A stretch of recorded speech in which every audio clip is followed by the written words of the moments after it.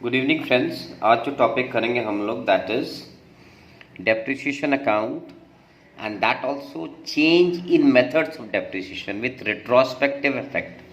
अर्थात मान लीजिए किसी कंपनी ने डेप्रिसिएशन चार्ज किया था, स्टार्ट किया था रिटर्न डाउन वैल्यू मेथड में। 2-3 साल डेप्रिसिएशन करने के बाद कंपनी को ये महसूस होता है कि नहीं, हमें उसे स्टार्टिंग से ही स्ट्रेट लाइन मेथड के हिसाब से करना चाहिए था। तो क्या करते हैं इसमें कि हम इसको स्टार्टिंग से ही चेंज का एक इफेक्ट देते हैं। तो इसमें क्या होता है कि जैसे जिस तारीख तक आपने WDB में फॉलो किया है उस तारीख तक आप टोटल डेप्रिसिएशन कैलकुलेट करेंगे। फिर उसी पीरियड के लिए आप SLM के हिसाब से अलग से कैलकुलेट करेंगे डेप्रिसिएशन, और उसके बाद जो डिफरेंस है उसका हमको अलग से एक इफेक्ट दिखाना होता है। अगर मान लीजिए आपने ओल्ड मेथड में ज़्यादा डेप्रिसिएशन कर दिया है, नए मेथड के मुताबिक आपको कम डेप्रिसिएशन दिखाना था, तो ये फ़ायदा हो गया, तो इसे हम PL अकाउंट में क्रेडिट करते हैं। और अगर ओल्ड मेथड में आपने डेप्रिशिएट कम किया है, नए में आपको ज़्यादा दिखाना है, तो in that case the difference will be debited to the PL account.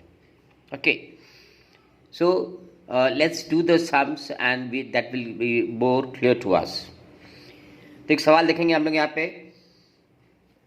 का company purchase the machine for ₹20,000 on 1 April 2019 and follow WDV method of depreciation at the rate of 15%. On and from 1/4/22, it was decided to change the depreciation method on 50% WDV to 15% SLM. 15% WDV charge कर रहे थे हम लोग।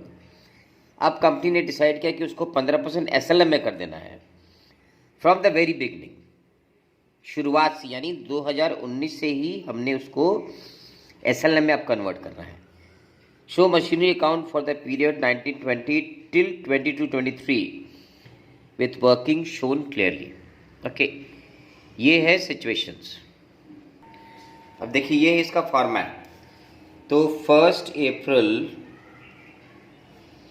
19 को हमने एक machine खरीदा है, 2 बैंक, ठीक है। कितने का मशीन था? 20,000 रुपये का था। 1 साल बाद हमने उसको डेप्रिशिएट करना है 31/3/20 बाय डेप्रिशिएशन, ठीक है। हमारा ओरिजिनल मेथड जो है that is at the rate of कितना है? 15% WDV। ओके, सो इसका 15% कितना हो जाएगा? 3,000 रुपया। क्लियर? अब हमने इसको बैलेंस कर देना है।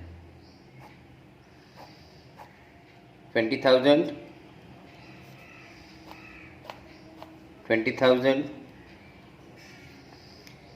31/3/20 बाय बैलेंस CD। ओके, 17,000 रुपया। अंडरस्टूड? सिंपल।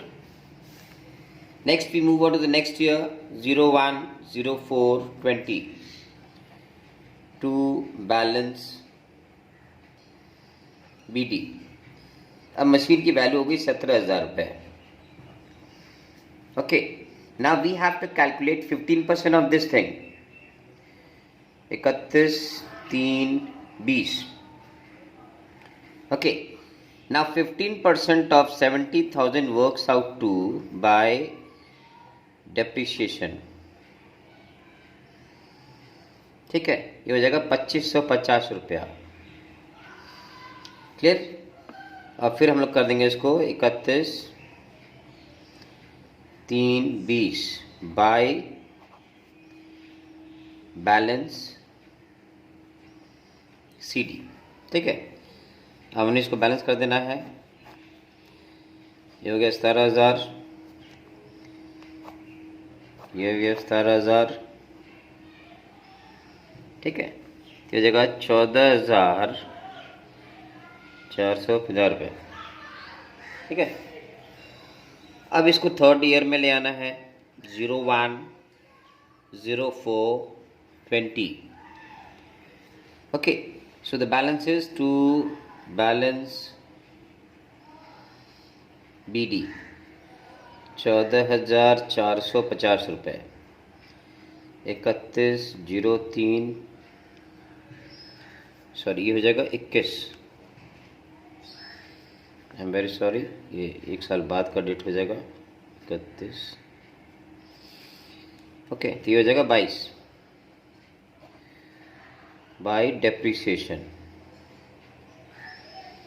ठीक है, अब इस फिगर का 14,450 का 15%, okay, so this figure will be 2,168 रुपया, 31/03/22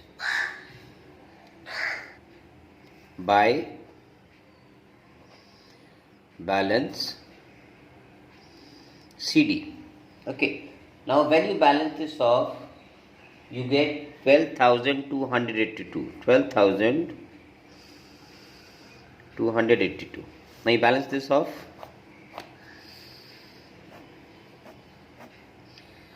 14,450. 14,450. Okay.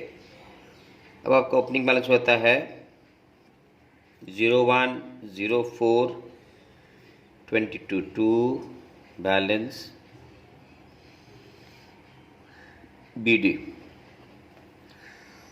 12,282 रुपया।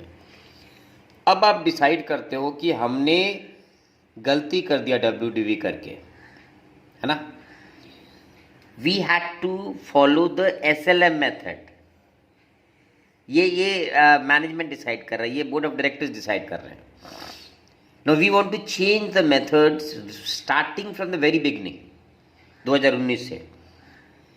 तो अब पूरे अकाउंट्स को डिस्टर्ब नहीं करके हम लोग को ये वर्कआउट करना होगा कि had we followed the SLM method, अगर हमने SLM मेथड फॉलो किया होता तो हमने मशीन को कितना रुपया डिप्रिशिएट किया था। ठीक है, तो ये इसको एक छोटी सी वर्किंग कैसे करेंगे ये देखिए। ये है वर्क नोट आपका, clear. Computation of total depreciation under, ये ओल्ड मेथड है WDV, ठीक है। This one is the old method जो अभी आप फॉलो कर रहे हैं, और ये हो गया न्यू मेथड जो आपने अभी फॉलो करना है। तो देखिए 2020 वाले साल में हमने 3,000 डेप्रिशिएट किया था 10%। सेकेंड ईयर में WDV मैंने घट जाएगा 2,550, और तीसरे साल में 2,168 रुपये।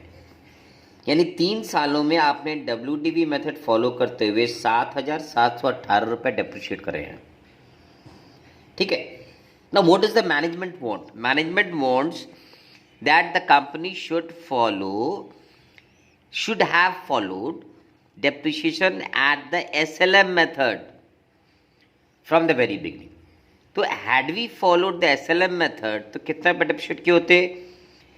20,000 का 15%, 3,000 पहले साल में, दूसरे में भी 3 होता और तीसरे में भी 3 होता, यानी 9,000। ठीक है, ओके। तो ओल्ड मेथड में 7,718 हमने डेप्रिशिएट किया है, वेरेज न्यू मेथड के मुताबिक वो 9,000 होना चाहिए। ठीक है, यानी डिफरेंस कितना है? तो ये देखिए यहाँ पे डिफरेंस कितना है। Total depreciation charged under the old method that is WDV, that is 7,718। Total depreciation to be charge under the new method, ये 9,000 होना चाहिए था। तो additional depreciation to be adjusted in 2023, ये जो एडिशनल एडजस्टमेंट हम लोग दिखाएंगे ये कितने का है? द डिफरेंस 1,282 रुपये का। तो बहुत ही सिंपल सा चीज़ है। सो कैसे करेंगे हम लोग? क्लोज करेंगे इसको यहाँ पे 31/03/23। ठीक है, सबसे पहले हम लोग क्या देंगे? जो डिफरेंस आया था बाय PL अकाउंट। ओके, यहाँ लिखेंगे डेप्रिसिएशन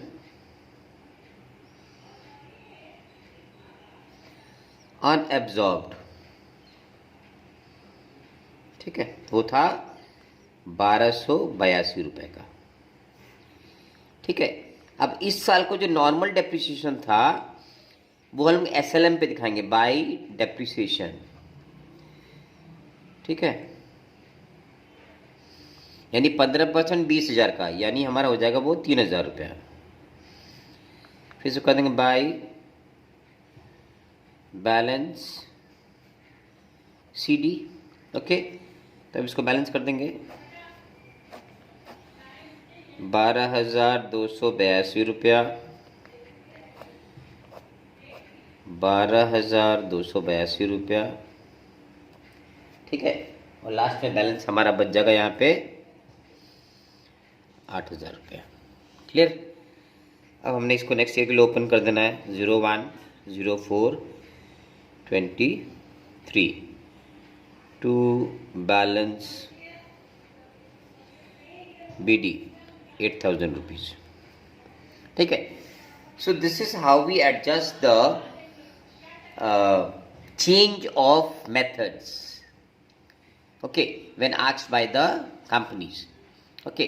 तो इसको हम लोग कहते हैं change of depreciation methods with retrospective effect, शुरू से ही, clear. So this was the overview about depreciations, and if you have any problem you can write in the comment box, and please do like and share and subscribe this channel, okay. Thank you.